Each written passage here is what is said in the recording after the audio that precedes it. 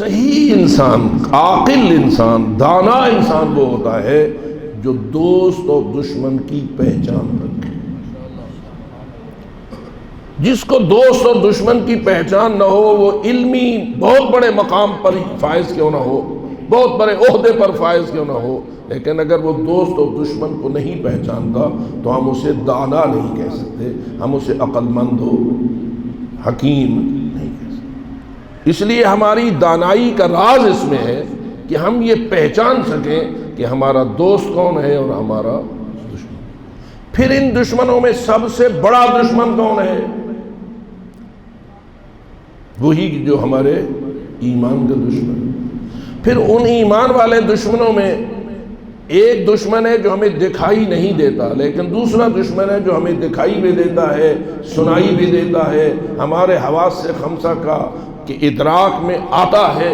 اور تو جو چھپا ہوا دشمن ہے چلو وہ جلدی تو نہ پہچان سکے، تو جو ظاہر دشمن ہے، آنکھیں دیکھتی ہیں، کان سنتے ہیں، تیرے تمام حواس سے خمسہ اس کا ادراک کرتے ہیں، ان کا ادراک کر کے بھی تو نہ پہچانے تو پھر بتا تو کون ہے، تیری کیا کیفیت ہے؟ اور میں یہ سمجھتا ہوں کہ اس مجلس کا سب سے بڑا فائدہ یہی ہے کہ یہ دوست اور دشمن کی پہچان کراتی ہے۔ تو کیا خیال ہے، ایسے انسانوں کو پہچاننا چاہیے یا نہیں؟ جو الوسواس الخناس الذی یوسوس فی صدور الناس کے مصداق ہوتے ہیں۔ کیا ایسے انسان ہوتے ہیں؟ جی یہ نہیں ہوتے؟ اچھا ہوتے ہیں۔ اگر ہوتے ہیں تو وہ دوسروں کے مراکز عبادت میں ہوتے ہوں گے، آپ کے مراکز عبادت میں تو نہیں داخل ہو سکتے۔ میرے خیال میں ادھر آئیں گے تو ان کے پاؤں چلیں گے، یا آ سکتے ہیں؟ جی ہاں، ذرا تھوڑا سا میرے ساتھ تعاون فرمائیے، کیونکہ کئی لوگ ہر جگہ معجزات و کرامات کو دیکھنا چاہتے ہیں۔ بابا تبلیغ دین میں ہر جگہ معجزہ کام نہیں آتا، تبلیغ دین میں ہر جگہ معجزے سہارا نہیں لیا جاتا۔ اگر معجزے سے تبلیغ دین معجزے پہ موقوف کی جاتی تو کوئی جنگ نہ ہوتی۔ رسول اکرم کی زندگی پوری یا مکہ میں ان مشرکوں سے اس قسم کی جنگ کرتے ہوئے گزری جس میں تلوار تو نہ تھی لیکن جنگ تو تھی۔ پتہ نہیں میری بات آپ سمجھ گئے یا نہیں؟ رسول اکرم نے اس وقت تک شیر خدا کو تلوار نکال کر استعمال کرنے کا اختیار نہ دیا تھا، اور حضرت نے امیر المومنین کو نہیں کہا تھا کہ تلوار کے ساتھ ان مشرکوں کا علاج کرو، یہ نہیں کیا تھا، لیکن ایک جنگ تو تھی نا۔ اس جنگ کو لڑ رہے تھے رسول اکرم اپنے اخلاق کریمہ کے ساتھ۔ اور پھر جب مدینہ کی طرف ہجرت کی تو پھر باقاعدہ تلوار، نیزے اور تیر کی جنگ شروع ہو گئی۔ اب میں یہ پوچھتا ہوں کہ بدر ہے، احد ہے، خندق ہے، خیبر ہے، حنین ہے، اور ہزارہ غزوے ہیں، سریے ہیں، جنگیں ہی جنگیں ہیں۔ بظاہر رسول اکرم کو آرام تو نہیں ملا اس مدینے کی زندگی میں، سب جنگیں ہی جنگیں چھوٹی بڑی ہوتی نہیں، کسی جنگ میں خود شریک ہوتے رہے، کس میں نہ شریک ہوتے رہے، تو اپنے لشکر کو بھیجتے رہے۔ علی حیدر کرار کو کمانڈر بنا کر بھیجا یا جعفر طیار کو کمانڈر بنا کر بھیجا، یہ سارا سلسلہ ہوتا رہا۔ یہ معجزے سے اگر دین پھیلنا مقصود ہوتا تو کیا یہ سب کچھ کرنا ضروری تھا؟ وہ تو ایک کہیں روایت میں نے پڑھی تھی کہ امیر المومنین نے فرمایا تھا اگر میں چاہوں تو یہیں سے شام والے کی داڑھی، اور ہاتھ بڑھایا تو ہاتھ میں بال موجود تھے۔ کیا خیال ہے آپ کو، معجزے کی قدرت تھی یا نہیں؟ جب ہم اس عقیدے پر ہیں اور امام باقر علیہ السلام کا یہ فرمان ہمارے سامنے واضح ہے کہ 73 اسماء اعظم الہی ہیں اور ہر اسم اعظم میں تاثیر اعجازی ہے، اور اللہ نے کسی نبی کو ایک اسم اعظم دیا، کسی کو 2 دیے، کسی کو 5 دیے، کسی کو 7 دیے، کسی کو 9 دیے، کم و بیش دیتا رہا، لیکن جب آئی محمد و آل محمد کی باری تو اللہ نے 73 میں سے ایک مخفی رکھ لیا، 72 ان کو دے دیے۔ تو کیا خیال ہے ان کی جو اعجاز کی صلاحیت ہے وہ سب سے زیادہ ہوئی یا نہیں؟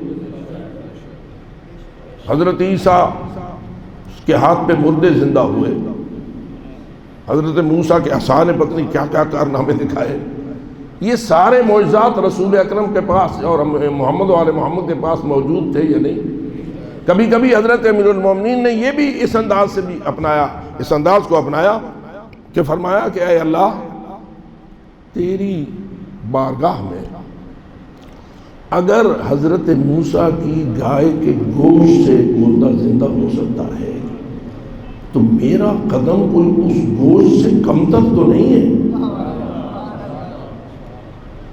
یہ اسی لیے اظہار کر رہے تھے نا کہ یاد رہے کہ ہمارے پاس بہت کچھ ہے، لیکن آپ مجھے بتائیے دین کو آپ تک پہنچانے میں معجزے کا زیادہ سہارا لیا گیا ہے یا قربانی کا زیادہ سہارا؟ یہ بہت بڑا سوال ہے۔ بہت سارے لوگ مجلسوں میں معجزے ہی سننا چاہتے ہیں۔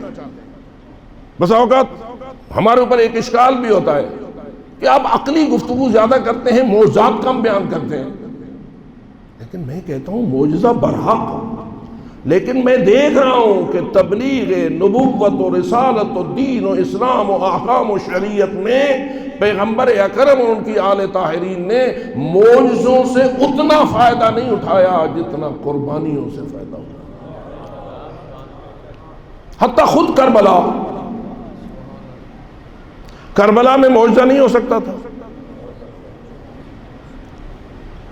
روایت ہے علامہ مقبول احمد کے ترجمے کے حاشی پہ بھی ہے اور بہت ساری کتابوں میں بھی ہے کہ بنی اسرائیل جب میدان تیہ میں پھنس گئے اور انہیں نہ پانی ملتا تھا نہ رستہ، تنگ ہو گئے تھے، تو آئے حضرت موسیٰ کی خدمت میں اور عرض کیا کہ اے اللہ کے نبی کم از کم اللہ سے دعا کیجئے ہمارے لیے کوئی پانی تو ہو۔ حضرت موسیٰ نے ہاتھ اٹھائے۔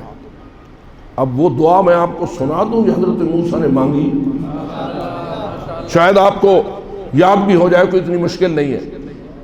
اے اللہ میں آپ سے سوال کرتا ہوں، انی اسألک یا انا نسألک بحق محمد سید الانبیاء وبحق علی سید الاوصیاء وبحق فاطمہ سیدۃ النساء وبحق الحسن سید الاولیاء وبحق الحسین سید الشہداء وبحق عطرتہم سادۃ الاتقیاء اسقنا ماء۔